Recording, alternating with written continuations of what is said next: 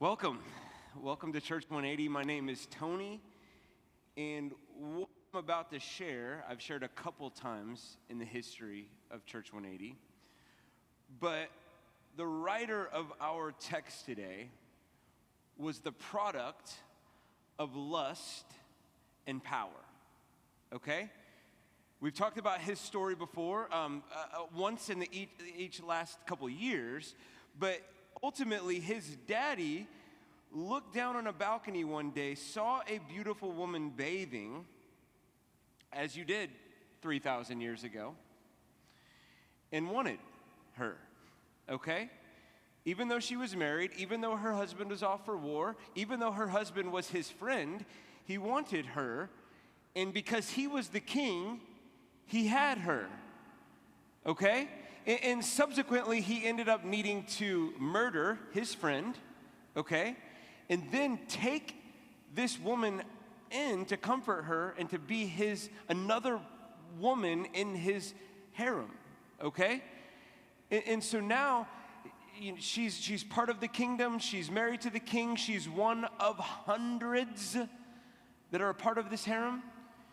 And he has all kinds of kids, and all of a sudden this little boy starts to grow up in the kingdom, in the palace, in the harem, in the whole group of things.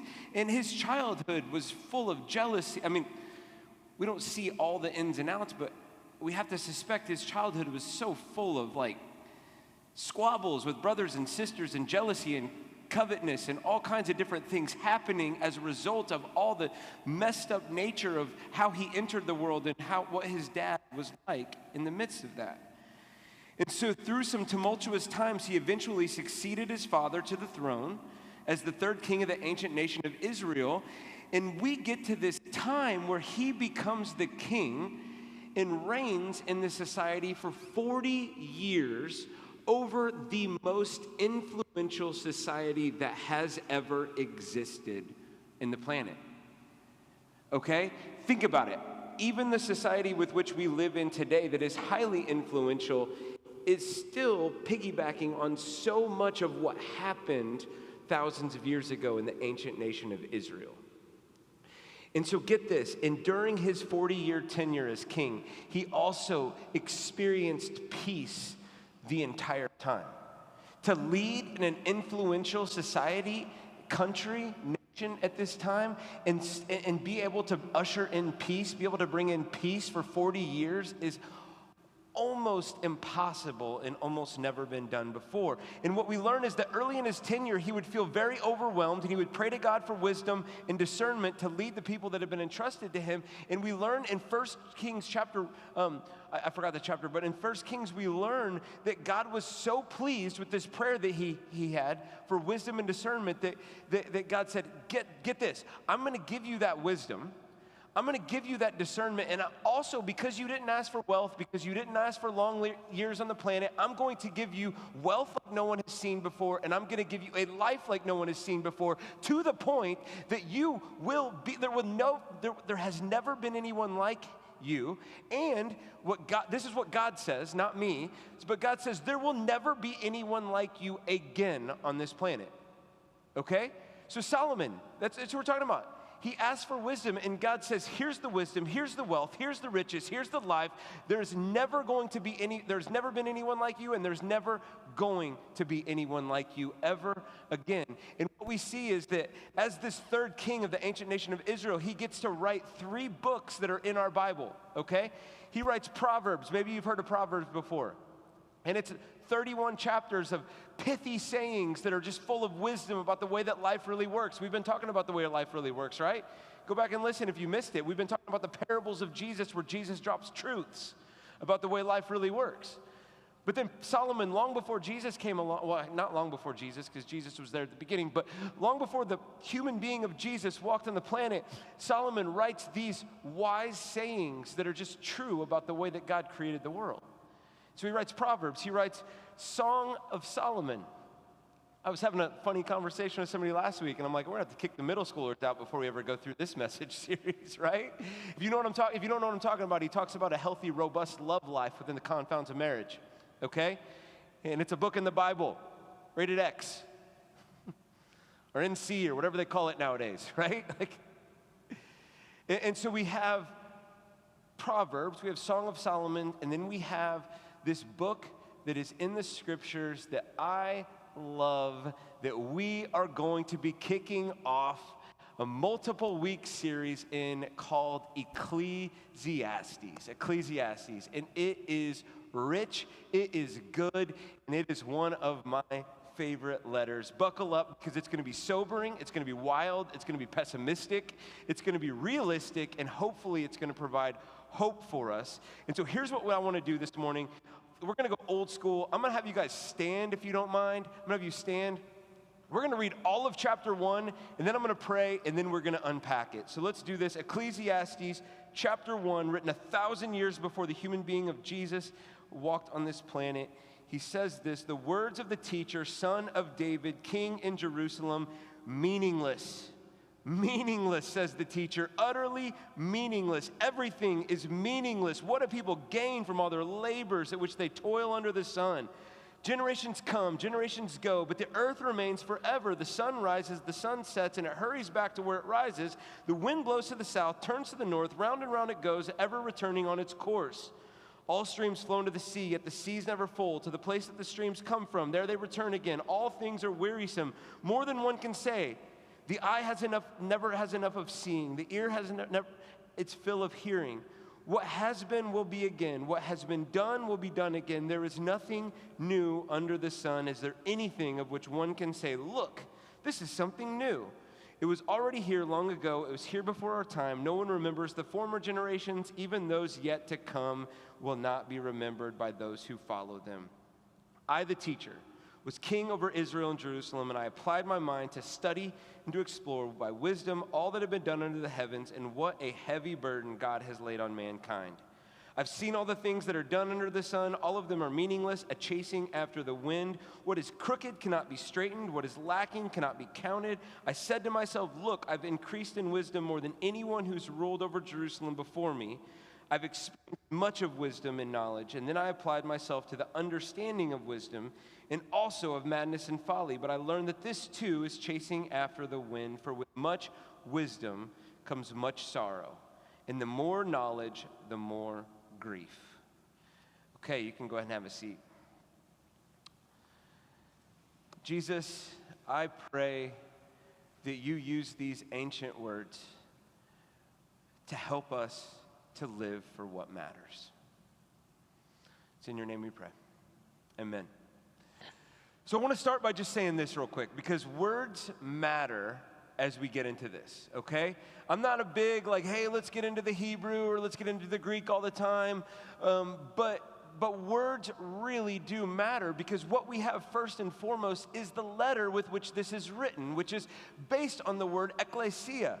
And we've talked about that before. The ecclesia is in the Greek, and it's this word that means, it's not a religious word, so to say, even though we've translated it into German, and then we translated it into English, and we call it church, and now we think of church as a building that we go to and everything, and not people. But ecclesia, in its purest form, just meant a gathering of people that are assembled together for a purpose, okay?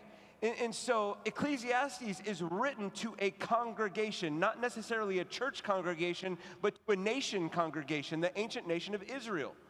And right away from the gates in chapter 1, verse 1, he says, the words of the teacher, okay? And it's this idea of a preacher, a teacher, a churchman, a speaker of the house, if you want to put it in USA language of Congress. And the of someone who might gather, lead, or speak to a group of people or a congregation. And the first thing he says, okay, get this, the first thing he says is this: meaningless. Meaningless, says the teacher, utterly meaningless. Everything is meaningless. He will say this in this letter that we go through in its chapters. He will say this 30 times. When somebody says something 30 times, it's worth paying attention to, right? Maybe, unless they're crazy. I'll let you be the judge. But he says this 30 times, and it's this idea of this word meaningless. You know, we hear it a certain way. Different translations might say vanity of vanities, okay? Vanity. And it's this idea of a breath, a vapor, a puff in the wind, of something that has no substance, a puff, puff, and gone. And here he is saying, puff, puff. Everything that you have ever known, everything that you see, everything around you, you look from, Imperial Beach off to around the world and back to Imperial Beach, and you look, everything is meaningless, vanity, nothing, no substance, has nothing there. That's how he starts his letter. Isn't that positive? Isn't that encouraging? Let's go, team. Go live your meaningless lives, right? It's essentially what he's getting into here. And see, and the question is, okay, what is meaningless when it comes to this? Because he's going to use another expression throughout this letter, not 30 times, but 27 times, okay? So 30 times he uses the word meaningless or vanity, which is a puff of breath, right? But then 27 times in this letter, he's going to use this expression that we have titled this series, which is under the sun. And so he's going to talk about this idea of life under the sun. Y'all, we live in San Diego. We live a lot of life under the sun, like the oppressive sun, right? Like it's been hot lately, and the sun's been strong. I checked my watch, and it's we're at a 5 and climbing right now. Soon enough, we're going to be at an 11 in the UV index soon. He's talking about life under the sun, and basically the whole point of the entire letter, and I'm going to explain it as we get going, is if you picked up your note sheet and you're following along, is he says the point of Ecclesiastes is that life under the sun is meaningless, okay? Life under the sun is meaningless. He's going to take 11 and a half chapters to make his point, okay? He's going to take 11, this Ecclesiastes is 12 chapters long. We're going to spend a little time in it. And he's going to take 11 and a half chapters to be very depressing, pessimistic. I don't know how to say this word, or if it is a word. He's going to use satire, right? I love satire. Satirical, is that a word? He's going to and ultimately, he's going to offer us hope at the end, and he's going to give us some hope throughout the letter. But I feel like maybe one of the reasons I like Ecclesiastes so much is because I'm approaching 40, and I'm about to be in my 40s. And us in our 40s are real, once you hit that midlife crisis phase, of whatever, you'll notice this. There's this real thing, we're going to talk about it next week a lot, but there's this real thing, especially in our culture that's prevalent, called deconstruction, right? And it's where people, as they get a little bit older and they start to see all the flaws and all the faults things, whether this be political, whether this be church, whether this be whatever kind of system that requires a little bit of infrastructure and bureaucracy or whatever, there's this thing called deconstruction that says, hey, I'm just going to tear it all down, okay? I'm just going to pick holes at it and poke holes at it. And it's what people do about the church. It's what people do about their other political party. It's what people do in all of life is this deconstruction, tearing it down. And ultimately what we're going to see is Solomon for 11 and a half chapters is going to deconstruct the planet. He just is. And today we're just going to get right into it. He's going to deconstruct so much that is around us. But ultimately, he's going to point to two sides of a paradigm in the world. And we're going to talk about that in a minute, but life under the sun, in the context with which he's writing, is this idea of everything that is tangible that you can see around you. The horizontal life that you have is life under the sun, okay? So it's the job you work, the car you drive, the place you drive, the house you live in, the trips you go on, the things that you find to do with your time, your hobbies, whatever. It's so much of our life is horizontal. It's the tangible. It's what we can see. And what he's saying is that the paradigm that's happening here is that so much of life in what we can see actually is pointless. We're gonna talk about hamster wheels in a minute. We're gonna talk about, it's almost like Solomon's like high when he's writing this or something. I don't know, but like, it's like he's pulled back the curtain, okay, and he's sharing with us that life horizontally that we can see right here on planet Earth, so much of it just doesn't matter. It's inconsequential. But then the thing he's going to offer with hope is that over and over and over again, he's going to point to what we can put our hands to and how with those things there are contours of eternity, and that the only thing that we can derive meaning in life, the only thing that we can derive a point to in life, if we can't find points in horizontal, is a vertical connection, is eternal perspective, is a God-like figure he's going to point to. And so that's where we kind of get, like, whenever you look at this. So then he goes on to say this. He says, verse 3, he says, what do people gain from all their labors at which they toil under the sun? Next week, we're going to have fun with this one when we talk about, like, we started talking about last week with inheritances and how, like, you can amass as much wealth as you have. Somebody down your chain is going to blow it, right? Like, somebody, like, after you're long gone. But he says this, what do people gain? What's the advantage? What's the profit? What's the business term for this? And he goes into detail throughout the letter. And then he goes on and he says this. He says, generations come and generations go, but the earth remains forever. I feel like I'm depressing you guys, and I'm going to just keep pressing that button for a minute if that's all right. But I was having some thoughts this week. I did not go surf this week. I know I talked about that the last couple of weeks, but I was thinking about this. I'm going to talk about sunsets in a minute, and that's what I was thinking about last night. But whenever I go to my favorite spot, Old Man's Tourmaline in San Diego, and you go park in that little parking lot that's down by UCSD and everything, you park there, and you look out at the ocean, like, you have an experience. There's like people waxing up their boards. There's people, that are just hanging out, a bunch of old men that are hanging out, probably why it's called Old Man's, right?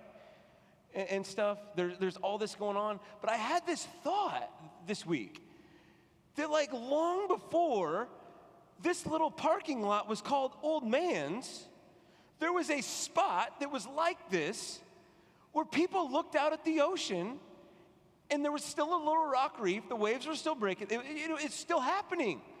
I was thinking about Cowles Mountain this week, too. I'd love to go hike Cowles Mountain, even though it's too crowded, whatever. But it's like long before people called it Cowles Mountain, and like little kids like my own would hike to the top and look out over San Diego, there was a mountain that was there that people have gone up and looked down over. Like, you get what I'm saying? The only thing that you can be certain of, and the only thing that I can be certain of, is birth and death. And someday, somebody's going to be up on Cowles Mountain looking out, and you're not even going to be remembered.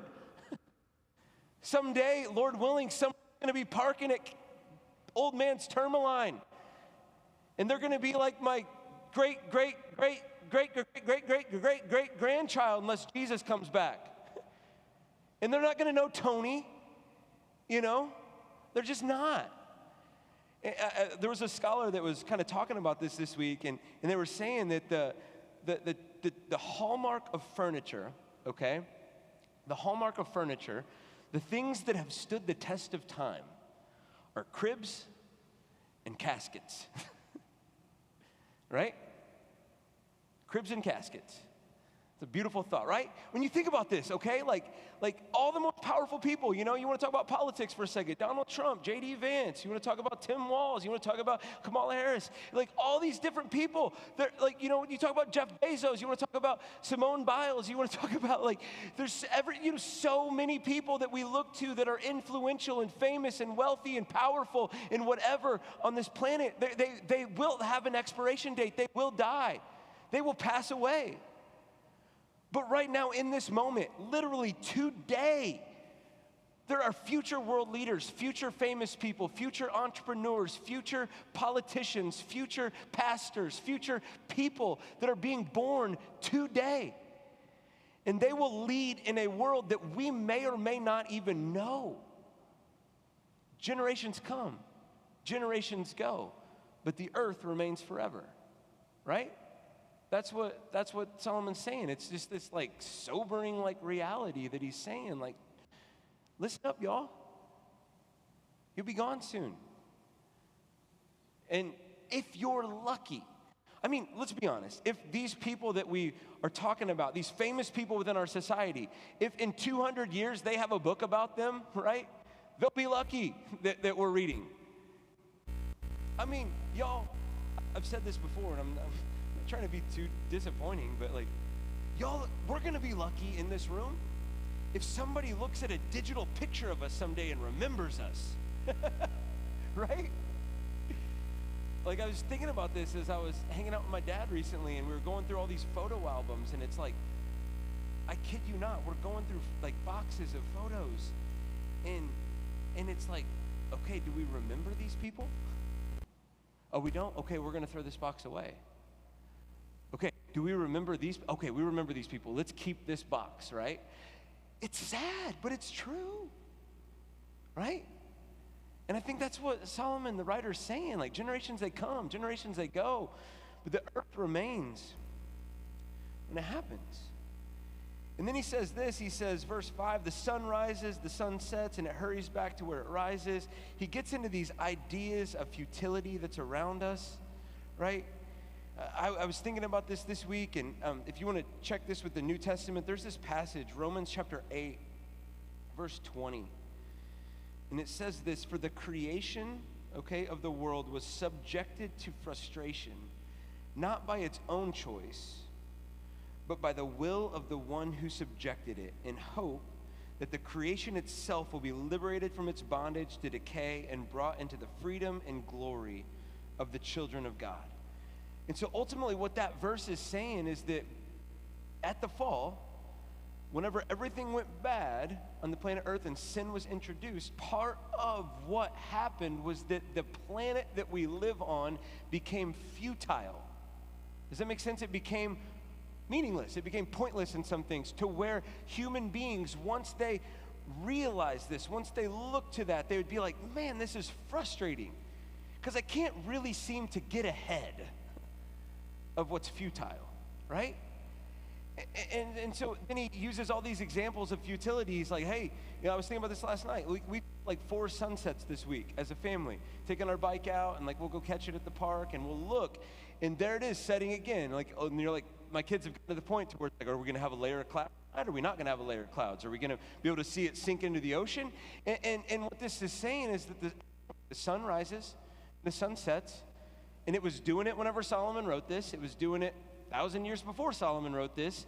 It's doing it when Jesus came. It's doing it 1,000 years after Jesus came. It's doing it for us, and it's going to be doing it later unless Jesus comes back. Like, right? The sun rises and the sun sets. It just keeps happening. He goes on to more futility. He says, the wind blows to the south, turns to the north, round and round it goes, ever returning on its course. And, you know, you think about that, and it's like based on our latitude, depends on like the strength, or based on the sun and the clouds, it depends on the strength of the wind. You know what I mean? And it's just like, it just comes and it goes, and it's just always been, and it always will be. And then he says, all streams flow into the sea, yet the sea is never full. To the place that the streams come from, there they return again. And it's this idea of Solomon just saying, hey, guess what? Like, some water is going to get evaporated out in the ocean. It's going to create clouds. The clouds are going to come in. They're going to fire up some rain. The rain's going to come down. They're going to create streams and creeks and rivers. The rivers are going to flow into the lakes. The lakes are going to flow back into the rivers, and the rivers are going to go into the ocean. And it's just been doing this forever. The suns have been setting. The wind's been blowing. The streams have been flowing. And they've just been doing that forever. And he says, all things are wearisome, more than one can say. The eye never has enough seeing, the ear never enough hearing. Isn't this true? Like, we're going to get into this in chapter 3, but it's like, man, there's something in our DNA. There's something in our hearts that longs for more, right? More good food, more good drink, more good experiences, more good sights, more good sounds, more good smells, more good, like there's something in us. And he's going to get to chapter 3, and he's going to say that that's something in us that's always looking for more. It actually is an indicator that we're created for eternity. That's what he's going to get into. But right here, let's just stop and pause, right? Because I know for me, it's like whenever we road trip my dad back out here in March, and my daughter Charlotte and I, she came with me, my 7-year-old, and my dad couldn't walk up to it, but we made a pit stop at the Grand Canyon, which was like a 4-hour round trip, right, from the interstate. And we made this pit stop to the Grand Canyon. And Charlotte and I went on a walk out there, and we knew we didn't have much time. We knew we needed to get back to the hotel, but here we are, looking out over the beauty of God's creation, and I didn't want to leave. I just didn't. Because I knew, I don't know when I'm going to get back there again, and I'm like, this is, holy smokes, this is amazing. This is gorgeous. This is beautiful. Because the eye never has enough of seeing, nor the ear enough of hearing. Maybe you think you have enough, right? Maybe you think you have. As I was studying the text this week, it reminded me of being in high school, okay? And I'll make this story quick, but some of you guys will like me less for this, and some of you guys will like me more. But I was obsessed with sound systems in high school, okay?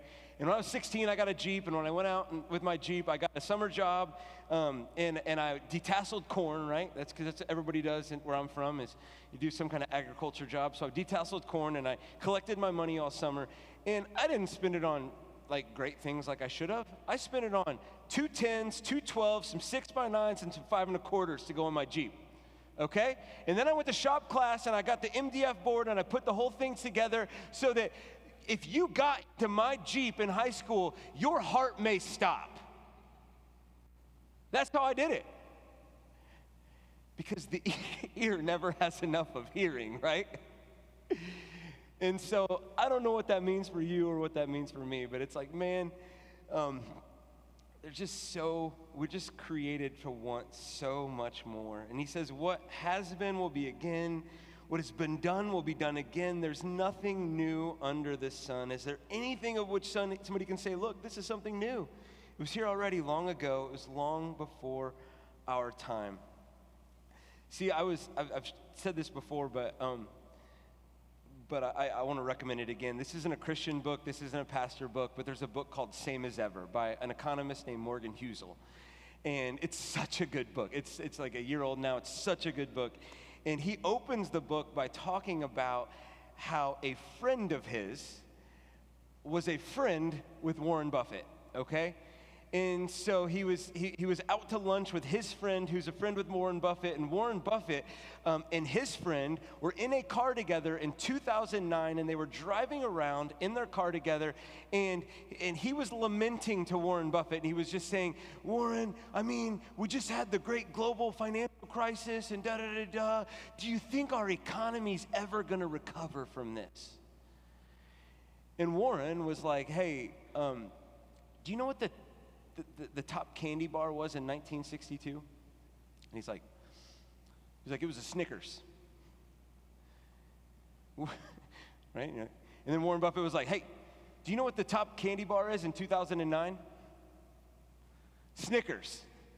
We're going to be fine. Shut up. Let's keep going. You know what I mean? And it was just like this matter of fact. He was talking about how things come, things go, but so many things remain and are the same as ever. So one of the things he talks about then right after that story is he talks about if you were to transport you and I 500 years either direction, okay? I know we've talked about this a lot, but let's say that you are now in 2524 or you're in 1524, right?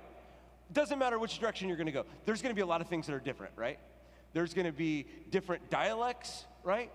We all would have used Old English at this point, like, hello. I don't know. That's British, not old. But you get what I'm saying. There's going to be a different dialect. There's going to be a different way of pronouncing things. There's going to be some different words. There's going to be some different technologies, right, over here. There's going to be different architecture. There's going to be different infrastructure. There's going to be different, modes of transportation, like back to technology, right? And everything. If you were to jump to 2524, right? Can we only imagine, right? I mean, it seemed like a pipe dream when I was in high school that we'd be pulling this out of our pocket, right? It does, but like 2,524, and like things are going to be different. Technology is going to advance. The infrastructure is going to be, so many things are going to be different. Who knows? We might not even speak in English. I don't know. But like so much is going to be different. But the thing that he talked about in the second page of this book is this. He said, some things will never change. There will still be greed. There still has been greed, and there will be greed. There was fear, and there will be fear. There was lust, there will be lust. There was risk, there will be risk. There was jealousy, there will be jealousy. There was anger, there will be anger. There was tribal affiliations, there will be tribal affiliations. There was people overconfident, there will be people overconfident. There are people short-sighted, and there will be people short-sighted. There will be people searching for a happy life back in the 1500s. There will be people searching for a happy life in the 2500. There was people looking for certainty that doesn't exist in the 1500s. There are people looking for certainty that don't exist, and there will be people who are looking for certainty that does not exist. And he says it doesn't matter where you're at. Like if you're right here, 1500s, 2500s, doesn't matter where you're at. You would look around and you'd be like, well, that kind of looks familiar. That looks like the plight of humanity. That looks like the world that we all live in. And he was saying there are going to be surprises, there's going to be advancements, but nothing is really that new. It's the futility of the world that we live in. And then he goes on to say, last couple of verses, he says, no one remembers the former generations, and even those yet to come will not be remembered by those who follow them. And he says this, he says, I, the teacher, was king over Israel and Jerusalem, and I applied my mind to study, to explore by wisdom all that's done under the heavens and what a heavy burden God has laid on mankind. I've seen all the things that are done under the sun, and all of them are meaningless, a chasing after the wind. So what he says is this, and I want to set you up for next week. He says that he set about to study and to explore, okay? To study and to explore. We have a slide that's going to explain what those two things are. But this idea of study is this idea, I am going to learn every aspect and all sides and all angles of everything that is to be explored. And so what Solomon says is he does it. Now remember, okay, he has all the wealth, all the power, and all the wisdom. So if you and I were to go out and to try to study all the things, we would fall miserably short to what he was capable of doing. We just would. We don't have the means, we don't have the resources, we don't have the brains, and we don't have the power to do it. And then he says he went out to study and to explore. So he looked at and he learned about all these things, and then he actually went and tried them. Okay? We got kids in the room, so I won't even go into what he tried. You're going to see a little bit of it next week. But anything he wanted to do, he said that he did not withhold himself from doing it. Okay? That includes immorality. That includes, like, experiences. I mean, he had 1,000 women, okay? He had wealth like the world's never seen before. He had power like the world's never seen before. Other world leaders would come and be amazed at his ruling and his reign and his wisdom at the time. And so he's learned everything and he's tried everything, okay? That's where we're at. Y'all, we can try a few things and we can learn a few things, but we can't learn everything and try everything with our lives.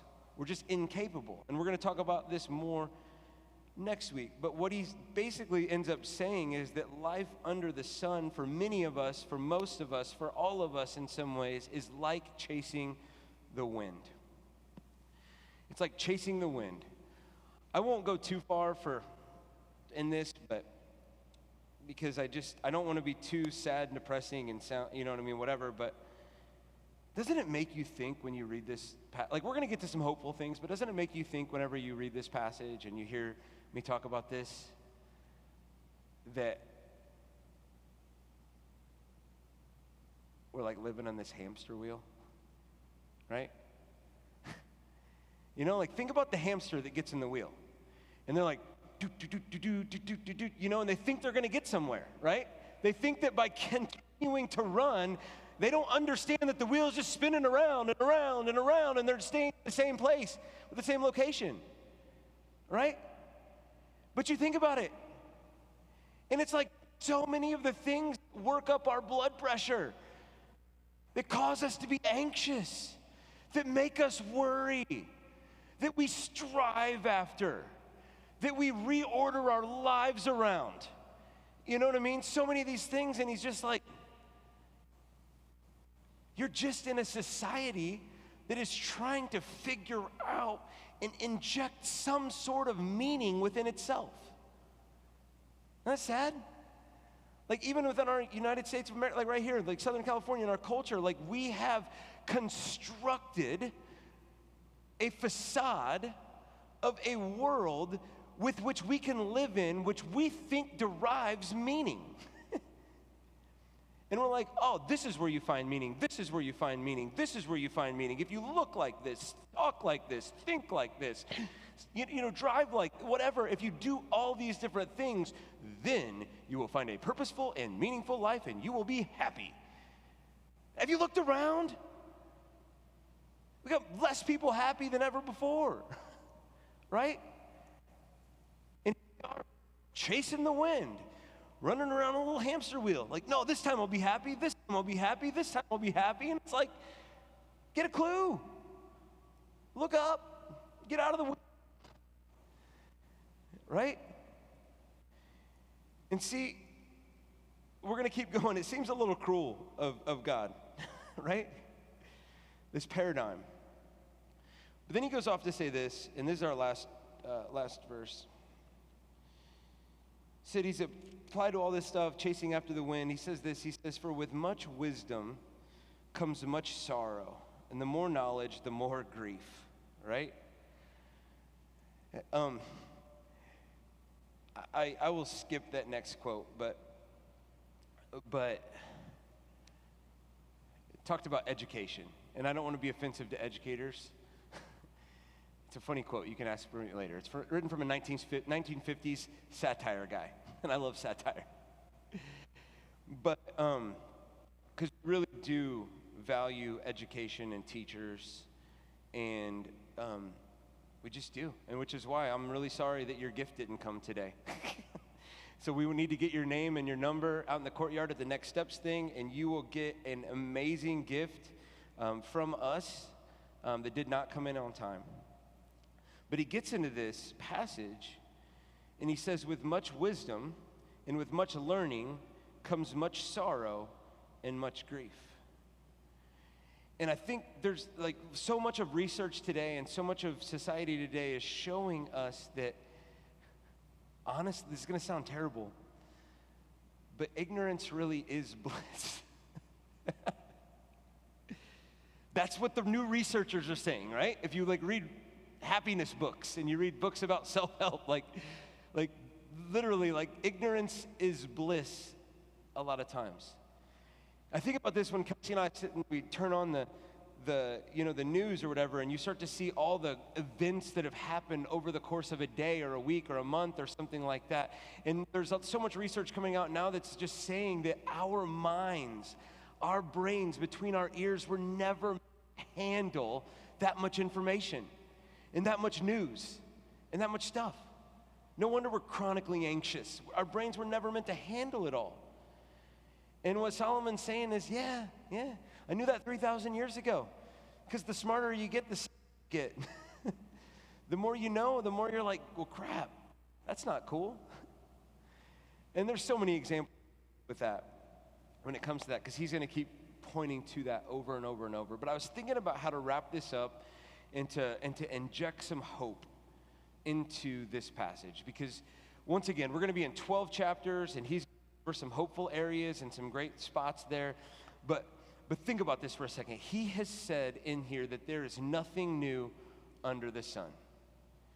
But his observation was incomplete because he was speaking from a point and from a place that had not seen the Savior of the universe come yet as a baby and live a life and die.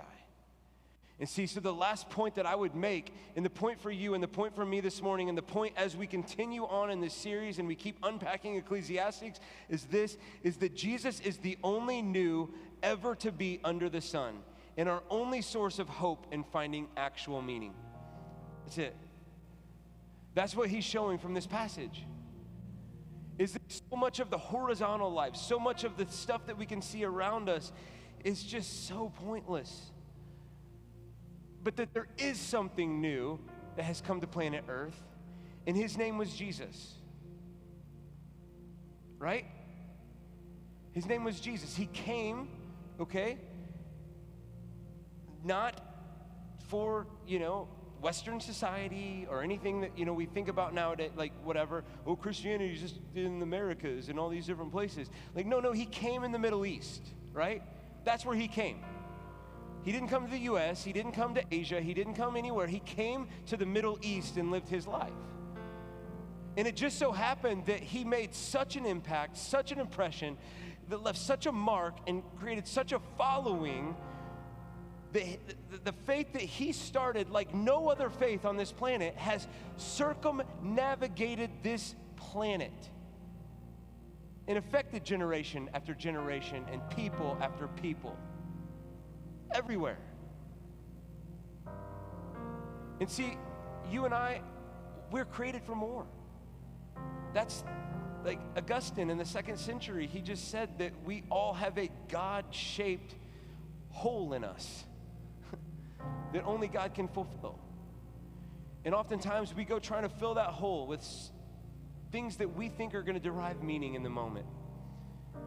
And in the 2nd century, the theologian just said, no, it's not going to happen. And he said it this way. He said, you did this so that as our souls seek to find rest, we can only find rest in you. Isn't that what you want? Rest? So we're going to go into a time of communion this morning, and like we do every week, and there's crackers on the table, or crackers and juice on the table back there in one-stop shop. And the cracker represents the body of Jesus that was broken, and the juice represents the blood of Jesus that was poured out, so that you could find meaning in this life, so that you could live for a purpose, and so you could have hope. And so I invite you at any time during this next song to take that